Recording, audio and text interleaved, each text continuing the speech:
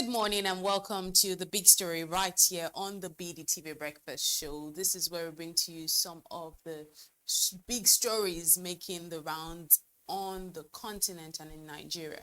Today, we're talking about Nigeria's oil sector, which is once again in the spotlight, this time over modular refineries. On paper, they are supposed to ease our reliance on imports and boost local refining, but in reality, crude shortages and logistics bottlenecks are crippling their operations. The paradox is striking. The question we're asking today is, how does Africa's biggest oil producer struggle to get crude into its own refineries? This morning we are asking, are modular refineries a genuine solution to Nigeria's energy puzzle, or another promise at risk of failure?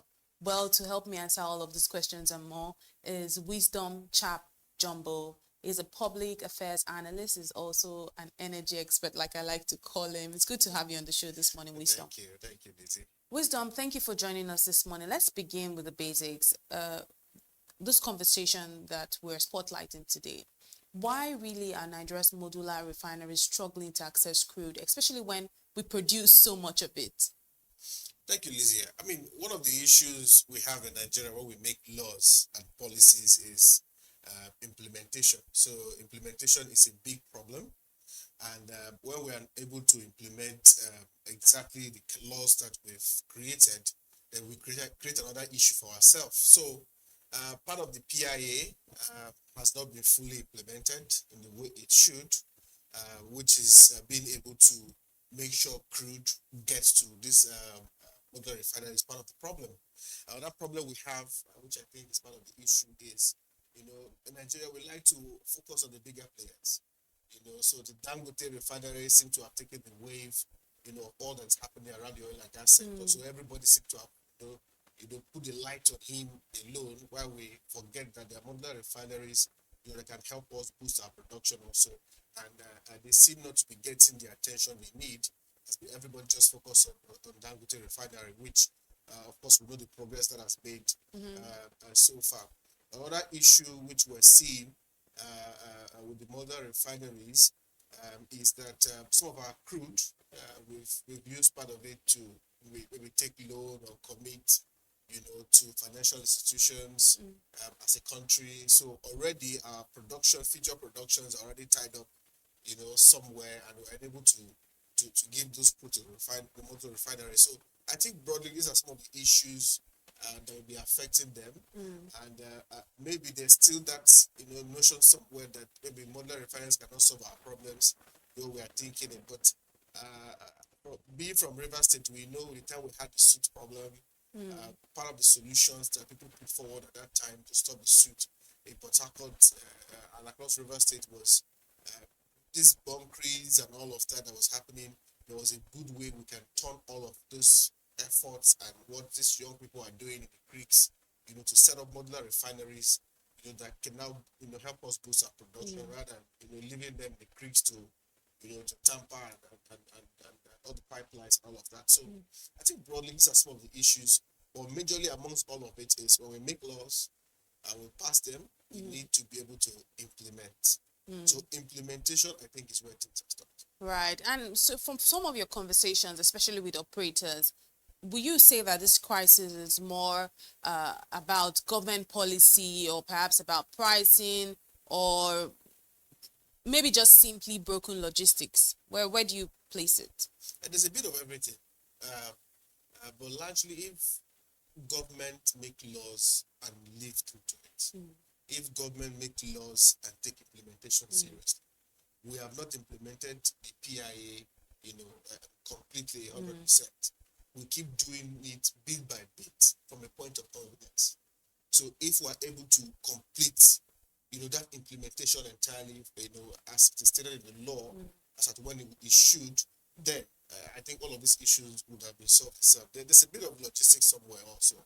There's a bit of pricing, of course, with the forex and all of that, but the bulk of the issues, I think, is on implementation of laws. Right. And let's talk about the refineries. Initially, these refineries were described as game changers for Nigeria's downstream sector. Would you really say that promise has already collapsed, or is there still hope for us? There are no assurances on those promises from all indication from the point of government. So which I think they need to do more because the energy sector itself, we can see that there's some traction of growth. There's some investment that are coming. We have seen divestment happen, and the indigenous players are taking over some of the big onshore assets. We see that also oil theft and vandalization has reduced, a bit. Some have attributed that to the fact that now more indigenous players have taken over, so probably they're able to do stakeholder management, community relations a bit much better. As we know when we are talking to we are able to understand how to do things a bit different. But the modular refineries, really, they presented as a game changer for the sector a couple of years back. They still are. They just need to be given the support that they need. Access to get crude, especially if we're able to sell this crude to them in naira, will be able to support their effort to contribute to boosting production numbers. But when they are unable to get it, when they have to struggle for forex, when they also have to struggle with logistics, then we give them so much burden, and that now ties to the ease of running the business itself. So it means that if I'm not a big player like Dangote, I don't have the big checks and the government influence to move things, then I'm unable to make business. So it doesn't look like a profitable business venture to now go into. But when there's ease of business issue resolved, when we see that government is determined to encourage them, then we'll see that there'll be a lot of people that want to consider going into it and taking the risk. So you still think it's still a little bit of a game changer? Yeah, it still is. It still is, really, because being from the Niger Delta, we know that there's so much that modular refineries here and there can help us achieve. Achieve. I'm from a riverine community in River State, for example. We the only access to my community's Bonny local government is by sea. We are just getting the road construction happening now, so it means that the only way we get fuel to move our cars in the community is it needs to be transported from Port Harcourt over the sea in the river via a boat to Bonny. So because of that, the cost of fuel is really high. So you can imagine if we are able to have modular refineries, around that vicinity, around that area, we see that we're able to get products maybe a bit more lesser. So, and this is the same with many riverine communities across the Niger Delta, which I think can be of huge support. Let's talk about Nigerians who might be watching right now. What does this situation actually mean for ordinary citizens who are still paying high fuel prices? They're still battling inflation. What does this situation mean for them? For them, really, as ordinary Nigerians, that what matters the most is that every day I want to see that the pump price is coming down. Exactly. Because pump price directly affects the cost of everything, as it tied to transportation and all of that. So the higher the cost of pump price at the filling station, the more expensive the economy gets for ordinary Nigerians, because the cost of transportation will go up. I'm not sure what the cost is now to go by road from Lagos to Port Harcourt or from Lagos to Abuja. Those very good old days, it was no more than 10,000 naira, around 8,000 naira. I'm sure if you hear the price now, it will be shocking for you. Aviation fuel, we know how much flight used to be. In 2014, Nigeria to Accra, Ghana was around 13,000, no more than 14,000. So we know what the price is now. So what it means is the more the cost of our energy goes up, the more it ties to the economy, and there's a lot of hardship for the people. So what the focus should be now is, that's why I like the competition that's happening between Dangote and the NNPC. Dangote is giving a run for their money, so we see the cost of pump price going down week into week, which I think is good. Some analysts have said probably we might get to around 700 before December, hopefully, or maybe by January next year. So and we know where we are coming from with that numbers. For other Nigerians, what matters the most is that they are able to buy these affordable prices when they go to the filling stations. They really don't want to care really what is the mathematics that happens behind the scene. So, but now with all of this logistics cost squeezing and then crude shortages that that the modular refineries are facing right now, Yes. what does it actually mean for me right now? You did say that, of course, what I want to see, what Nigerians want to see is, that the pump price is going down. Yes. Yes, agreed. So are you just entirely just saying that perhaps if all of this, if the pump price, whatever, all of the things are happening right now is tied to pump price, and then that's just what we want to see getting better. Yeah. You are, as a Nigerian, what matters to you the most is that when you drive your car to the police station, is that you're able to buy, fuel at a really affordable price. Do you care what's really they are doing to get it down? I mean, you don't really care. The same way we didn't care when we had, subsidy was gone and that shoot up the price at the time. Everybody just blamed subsidy. Oh, nobody really understood that the government was losing a lot of money and they couldn't afford paying the subsidy, and it was out of the budget already, and it need to just be gone. So other purposes, that money can be used for other purposes. But how can we get this logistic cost down then?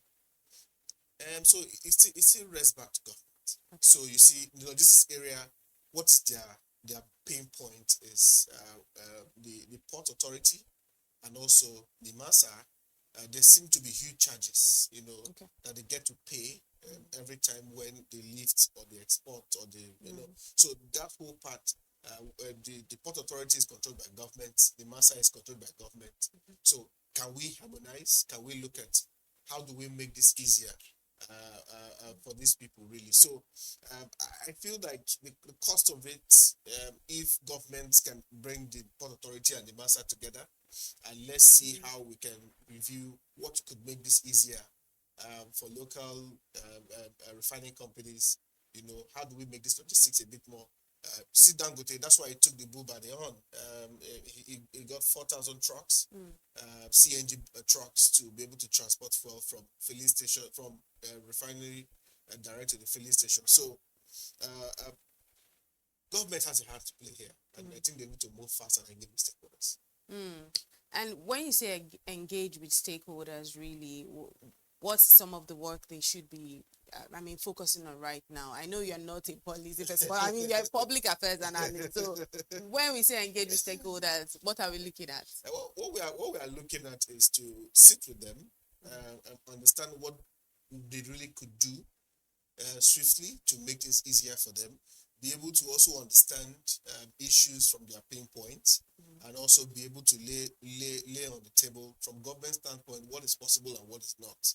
Why are we still having these long-term issues, especially around logistics, that we can't seem to solve? Why are there incentives that we can introduce that could make this easier, so that it can work for them better? So I think that's what they need to do in engagement. And stakeholder engagement, what you do really is we understand each other. I say my side, you say your side, that all we have to do is try to understand each other. Yeah, and some will argue that maybe we should forget about modular refineries, focus on mega projects like Dangote refinery and the likes. Do you agree with this point of view? The problem is how many people have such huge investment like Dangote to put into it. If it was that easy, I think we would have had more than Dangote before now. If you recall, NNPC was the sole importer. It was the sole everything before now. So the question is how many people can get such kind of funding that Dangote had to be able to set up what he did. If it was possible, I'm sure more people would have done so. So I don't agree with that point. Yes, the mega projects are good, but also, little by little, we could aggregate something that will work for us. And finally, if you're looking into 5 years from now, would you really see modular refineries as central to Nigeria's energy security or otherwise? 5 years from now, the energy transition is a play. And in 5 years from now, that would have, taken a different direction. So we'll probably be driving more around CNG, gas, and the likes of it. So more of our efforts as a country, I assume, should be targeted around this. Should be shifted. Renewable energy would dominate more, is what I assume, if we really want to give ourselves sustainability, as we go on. And that's why we have chosen gas extraction fuel. So I think in 5 years' time, what I'm looking at is that the energy transition plan for Nigeria should have taken, a full swing. And our focus should now be looking at how do we, scale more of renewable energy sources as part of our energy mix, and how do we also solve infrastructure issues around gas. The AKK gas project in Ajakuta that connects Ajakuta, Kaduna, and Kano pipeline, is 80% gone. So by next year, it should be in full swing. That connects gas directly from the south to the north, areas of Abuja and the rest of that. So in 5 years, we want to see all of that. In 5 years, I'm thinking more of our cars will be CNG. You think? In 5 years, yes. 5 years doesn't look like a long time. It doesn't, actually. But when we look at the efforts we see on ground now, in 5 years, I'm assuming all of that should be in full swing. Once the AKK project is now on stream and fully completed, once we can put gas from south to the north, I think we'll now focus on creating a lot of mother stations and daughter stations that need to serve us as a people, because the issue with CNG now is accessibility. Right. That's the biggest issue now. Because with CNG, we can drive our cars at cheaper prices, lower cost. In 5 years' time, I also want to see that we're having more stations, like I said, the mother and daughter stations where people can go and refill their CNG cylinders. So there should be a shift in 5 years. I've seen a lot of our investment in oil and gas now, in the refinery and all of that, should be able to transition more into. That's why you see that Dangote got 4,000 CNG trucks. Him too is also seeing that there's the full swing of that transition.